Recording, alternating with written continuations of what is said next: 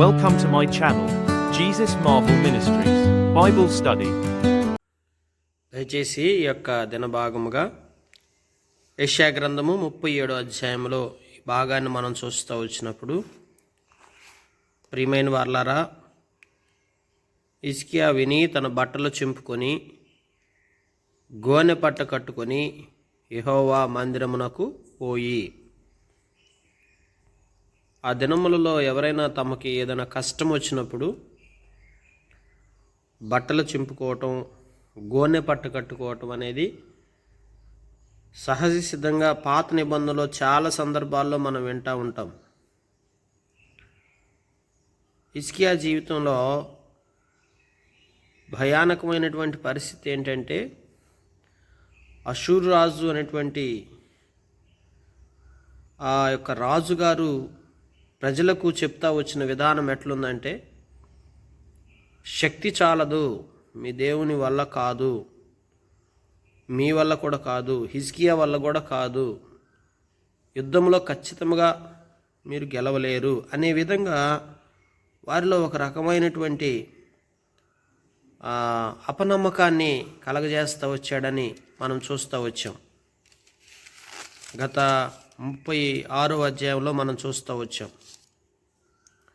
అయితే ఎప్పుడైతే వారి హృదయాల్లో భయము, ఆందోళన, ఒక రకమైన కలవరం, మన జీవితంలో మనం ముందుకు సాగటం కష్టతరమైన పరిస్థితిని ఎప్పుడైతే హృదయంలో భయం వచ్చేసిందో, వెంటనే వారు దేవుని పాదాల చెంతన ఆశ్రయించి దేవుని వైపు చూడటం మొదలుపెట్టారు. హిజ్కియా తన బట్టలు చింపుకొని గోనె పట్టు కట్టుకొని మందిరానికి పోయి గృహ నిర్వాహకుడగు ఎల్యాకీమును, శాస్త్రియగు షెబ్నాను, యాజకులలో పెద్దలను, ఆమోజు కుమారుడును, ప్రవక్తయునైన యెషయా యొద్దకు పంపెను. వెంటనే మందిరానికి వెళ్ళి దేవుని మందిరంలో తమ బట్టలు చింపుకొని గోనె పట్టు కట్టుకొని ఎల్యాకీము, షెబ్నాను, యాజకులు, పెద్దలను, ఈ ఆమోజు కుమారుడు ప్రవక్త అయిన యెషయా యొద్దకు వెళ్ళారు. అప్పుడు యెషయా యొద్దకు వెళ్ళినప్పుడు దేవుని వాక్యంలో మనం చూస్తూ వచ్చినప్పుడు, ప్రియమైన వారలారా, వీరు గోనె పట్ట కట్టుకుని వారై అతని యొద్దకు వచ్చి అతనితో ఇట్లనిరి, హిజ్కియా సెలవిచ్చున్నదేమనగా, ఈ దినము శ్రమయు శిక్షయు దూషణయు గల దినము, పిల్లలు పుట్టవచ్చురు కానీ కనుటకు శక్తి చాలదు. చూడండి, ఈ అనుభవాన్ని మనం చూస్తూ వచ్చినప్పుడు, మేము ఎంతో శ్రమలో ఉన్నాం, మేము ఎంతో శిక్షకు అప్పగించబడుతుంటున్నాం, దూషణ పాలైపోతా వచ్చామయ్యా, పిల్లలు పుట్టవచ్చురు కానీ కనటానికి మాకు శక్తి లేదు అని అట్టి రీతిగా యజమానుని చేత జీవము గల దేవుని దూషించటానికి అషూరాజైన తన యజమాను చేత పంపబడిన రబ్షాకే పలికిన మాటలు నీ దేవుడైన ఒకవేళ యెహోవా ఆలకించి నీ దేవుడైన యెహోవాకు వినబడి ఉన్న ఆ మాటలను బట్టి ఆయన అషూరాజును గద్దించునేమో.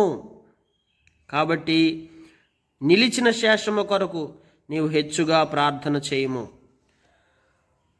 దైవజనుడైన యెషయా యొద్దకు పంపిన సమాచారం ఏంటంటే, హిజ్కియా జీవము గల దేవుని దూషించుటకు అషూరు రాజైన యజమాని చేత పంపిన రబ్షాకే మాటలను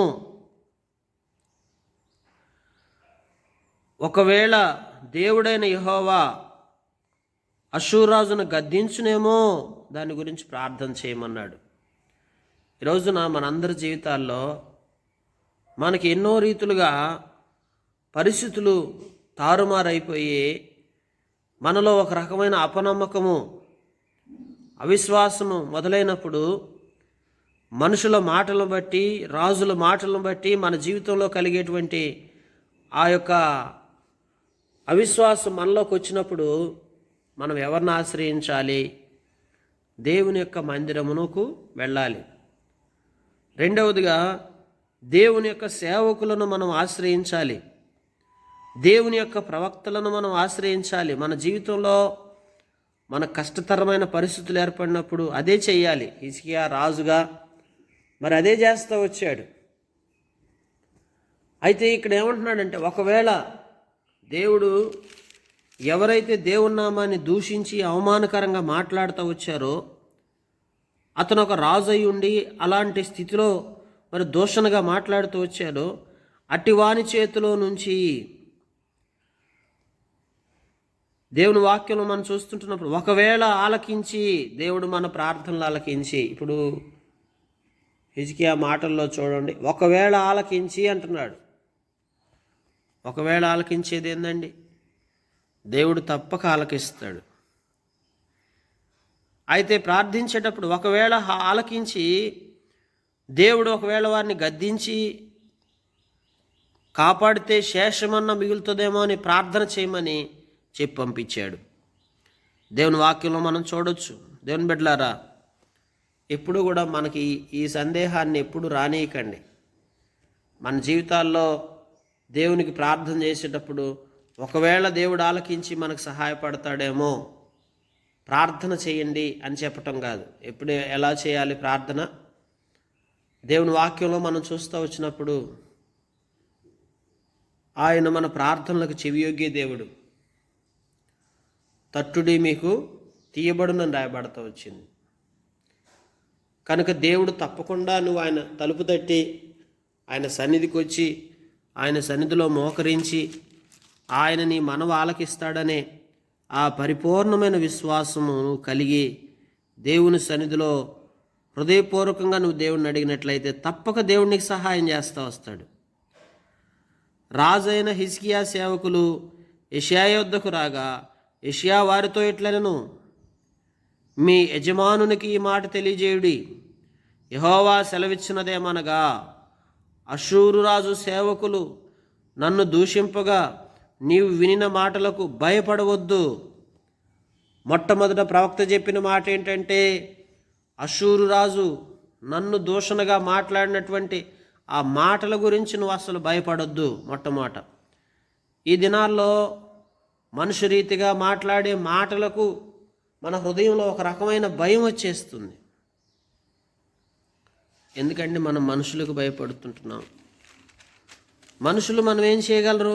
ఒకసారి మనం అంటాం, మనుషులు ఏదన్నా బాధ పెట్టినా, మనుషులు ఏదన్నా భయానికి గురి చేసినా, మనుషులు ఏదన్నా మన జీవితంలో హెచ్చరించినా, హెచ్చరిక రీతిగా మన జీవితంలో ఏదన్నా సంభవించే విధంగా మాట్లాడినా, ఇప్పుడు అదే కదా అష్షూరు రాజు హిజ్కియాని ఎంతో హెచ్చరికగా మీ దేవుడు ఏం చేయగలడు, మీరు మాత్రం ఏం చేయగలుగుతారని మాట్లాడినప్పుడు హిజ్కియాకు కూడా ఒక రకమైన భయం వచ్చేసింది. ఇప్పుడు భయం వచ్చే యెషయాతో ఏం చెప్తుంటున్నాడంటే, ఒకవేళ ఏదైనా కాపాడుతాడేమో మీరు ప్రార్థన చేయమని యెషయాకి పంపిస్తే, ఇప్పుడు యెషయా అంటున్నాడు, ఆ రాజుగారు అన్న మాటలకు నువ్వు భయపడుతుంటున్నావేమో. మొట్టమొదట ఆ రాజు అన్న మాటల గురించి అస్సలు నువ్వు భయపడాల్సిన అవసరం లేదని చెప్పాడు. మొట్టమొదట యెషయా, మీ యజమానికి తెలియజెప్పండి, అష్షూరు రాజు సేవకులు నన్ను దూషింపగా నీవు అన్ని మాటలకు భయపడవద్దు.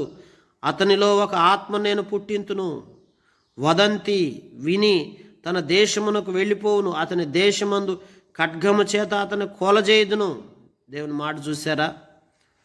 ఒక ఆత్మ నేను పుట్టించబోతుంటున్నాను, వదంతి విని తన దేశమునకు వెళ్ళిపోవుదురు, అతని దేశమునకు ఖడ్గము చేత అతని కోలజేయుదును. దేవుని వాక్యంలో శక్తి చేతనైనా బలము చేతనైనా కాదు, ఇది కేవలము నా ఆత్మ చేతనే జరిగించబడినని రాయబడతా వచ్చింది.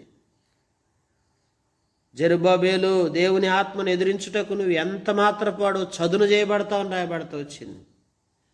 దేవుని ఆత్మను అడ్డుకునే వాళ్ళు ఏమైపోతారు? చదును చేస్తాడు దేవుడు. ప్రియులారా, దేవుని ఆత్మకు విరోధముగా ఆలోచన చేసే వాళ్ళని దేవుడు చదును చేసి పడేస్తాడు.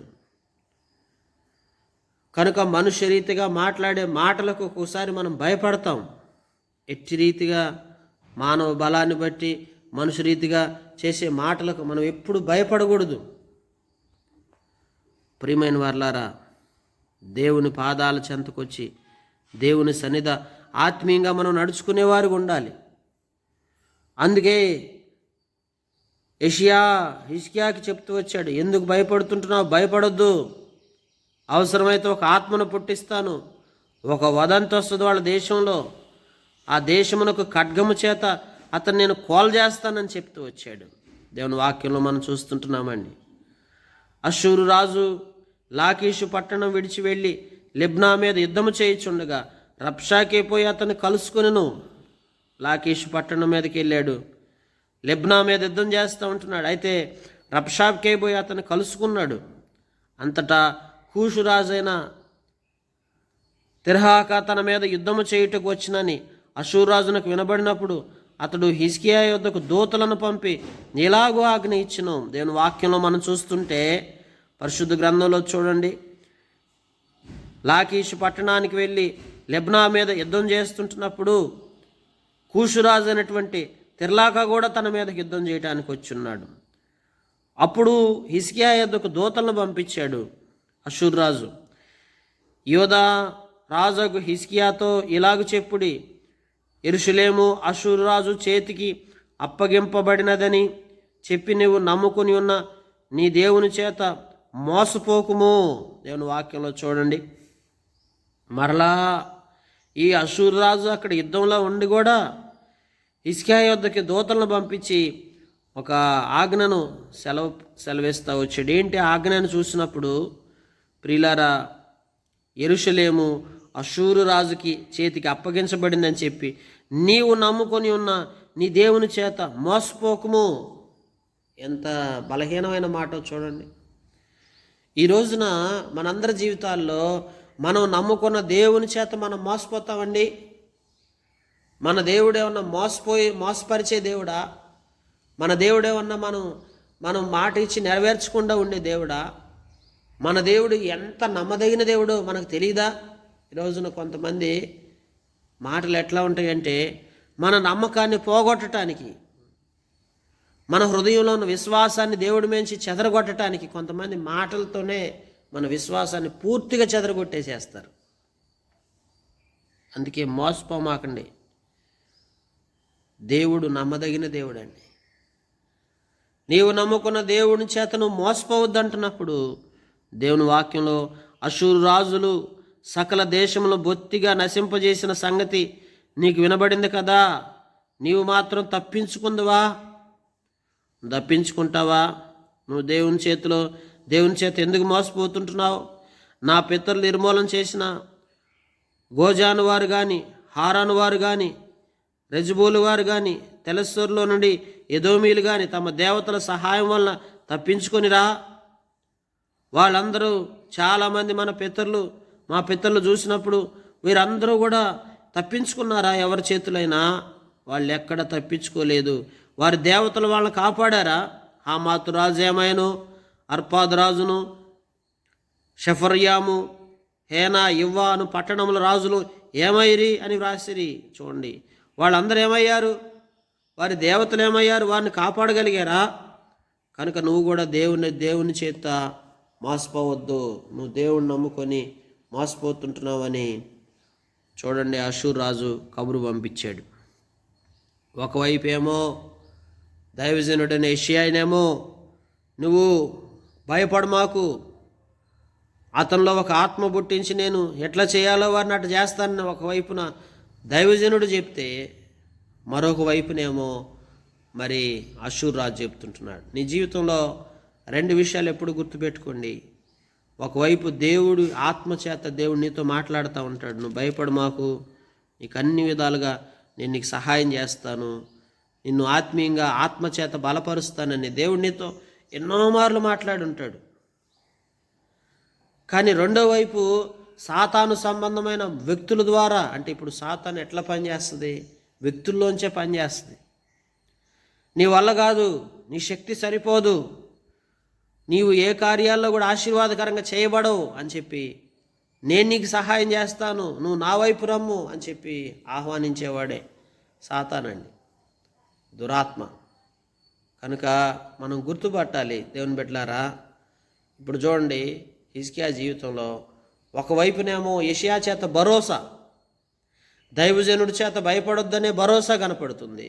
రెండో వైపునేమో భయం, హెచ్చరిక. ఖచ్చితంగా నువ్వు మోసపోతుంటున్నావు. దేవుణ్ణి నమ్ముకొని అట్లా ఉన్నట్లయితే నీ జీవితంలో ఏమి జరగదు. ఎంతమంది దేవతలు, ఎంతమంది పట్టణాలు, ఎన్ని పట్టణాలు ఏమైపోయారు వీళ్ళంతా. వాళ్ళు నమ్ముకున్న దేవతలు, దేవుళ్ళని నమ్ముకున్న వాళ్ళందరూ ఏమయ్యారు. కనుక నీ పరిస్థితి కూడా అదే అని రెండవ పక్కన హెచ్చరిక. ఇది మనకి ఏం చూపిస్తుందండి? నీ జీవితంలో సాతాను నిన్ను ఎన్నో రీతులుగా హెచ్చరిస్తుంది. కానీ హెచ్చరికలకు భయపడమాకు. దేవుని వైపు చూడు. చాలాసార్లు మనం ఆత్మ సంబంధంగా దేవుడు ఏం మాట్లాడుతుంటున్నాడో దాని మీదే నీ మనసు నిలుపు. మనుషులందరూ వచ్చి నీ మీద ఎన్నో రీతులుగా మాటలు మాట్లాడుతున్నప్పుడు ఆ మాటల మీద నువ్వు ఎందుకు మనసు నిలుపుతున్నావు? ఈ రోజున మనం దేవుని మాటల మీద మనసు నిలుపుతున్నామా, మనుషుల మాటల మీద మనసు నిలుపుతున్నామా? చాలా ప్రాముఖ్యమైన విషయం. నీవు దేవుని మాటల మీద మనసు నిలిపినప్పుడు నీ హృదయం ఎంతో నిబ్బరంగా ఉంటుంది. దేవుని స్వరాన్ని నువ్వు విన్నప్పుడు నువ్వెంతో ఆత్మీయంగా బలంగా ఉంటావు. అదే నువ్వు దేవుని ఆత్మను పక్కన పెట్టేసి లోకానుసారమైన మనుషుల మాటలన్నీ వింటం మొదలుపెట్టావా, నీ జీవితం పతనం అయిపోతుంది.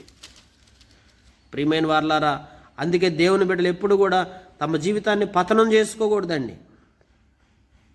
దేవుని వాక్యం అందుకే కొన్నిసార్లు సాతాను ఒక్కొక్కరిలో బలి చెలరేగిపోతుంది. ఎవరిలోంచి మాట్లాడుతుందో తెలియదు. నిన్ను గాయపరిచే విధంగా, నిన్ను భయపెట్టే విధంగా, నిన్ను హెచ్చరించే విధంగా ఆయా రీతులుగా నీ మీద దాడి చేస్తుంది. ఒక్కొక్కసారి మన కుటుంబ సభ్యుల నుంచి రావచ్చు, ఒక్కొక్కసారి బయట నుంచి రావచ్చు, ఒక్కొక్కసారి రాజుల చేత హెచ్చరికలు రావచ్చు. కనుక ప్రియమైన వారలారా, అయితే ఇక్కడ దేవుని వాక్యంలో మనం చూస్తుంటున్నప్పుడు పరిశుద్ధ గ్రంథములో హిజ్కియా దూతల చేతిలో నుండి ఆ ఉత్తరం తీసుకొని చదివి యెహోవా మందిరమునకు పోయి యెహోవా సన్నిధిని దాన్ని విప్పి పరిచి యెహోవా సన్నిధిన ఇట్లని ప్రార్థన చేసినో ఆ మెసేజ్ని తీసుకున్నాడు. ఏదైతే యెషయా కబురు పంపించాడో దాన్ని చక్కగా తీసుకొచ్చి దాన్ని అక్కడ పరిచి ప్రార్థన చేయటం మొదలుపెట్టాడు. యెహోవా సన్నిధిన ప్రార్థన ఏమని చేస్తుంటున్నాడంటే, యెహోవా కెరూబుల మధ్యన నివసించున్న ఇశ్రాయేలు దేవా, భూమి ఆకాశములు కలగజేసిన అద్వితీయ దేవా, నీవు లోకమందున్న సకల రాజ్యములకు దేవుడువై ఉన్నావు. చక్కటి ప్రార్థన. గొప్ప దేవా, సకల రాజ్యాలకి నీవు దేవుడు అయ్యా, భూమి ఆకాశములు కలగజేసిన దేవుడు అయ్యా, అద్వితీయ దేవుడు, నీ వంటి దేవుడు మరొక దేవుడు లేడు. నువ్వు సకల రాజ్యాలకి దేవుడువై ఉన్నావు. సైన్యములకు అధిపతి యెహోవా, చెవియొగ్గి ఆలకించుము. యెహోవా కన్నులు తెరిచి దృష్టించుము. జీవము గల దేవుడువైన నిన్ను దూషించుటకు సెన్హరేబు పంపిన వాని మాటలను చెవిని పెట్టుము అని దేవుని సన్నిధిలో హృదయపూర్వకంగా ప్రార్థన చేశాడండి. ఒకవేళ కాపాడతాడేమో అని యెషయాకి కబురు పెట్టి ప్రార్థన చేయమని చెప్పిన హిజ్కియా ఇప్పుడు హృదయపూర్వకంగా దేవుని పాదాల దగ్గర ప్రార్థన చేయటం మొదలుపెట్టాడు. ప్రియమైన వారలారా, ఒక విషయాన్ని గమనించండి. మనం దేవుని నమ్ముకున్నాక మన హృదయంలో ఎన్నోసార్లు సందేహం మొదలవుతుంది, అపనమ్మకాలు వస్తాయి. అపనమ్మకం, సందేహం సాతానుది. ఒకవేళ నీ జీవితంలో ఎప్పుడైనా నీకు ఏదైనా కార్యాలు జరిగే విషయంలో ఏదైనా అపనమ్మకం, సందేహం ఏర్పడినప్పుడు మొట్టమొదట మందిరానికి వెళ్ళు. రెండవదిగా దైవ సేవకులను ఆశ్రయించు, దేవుని ప్రవక్తలను ఆశ్రయించు. అప్పుడు దేవుడు నీకున్న సందేహాలన్నీ నివృత్తి చేసి నీతో స్పష్టంగా మాట్లాడుతూ వస్తాడు.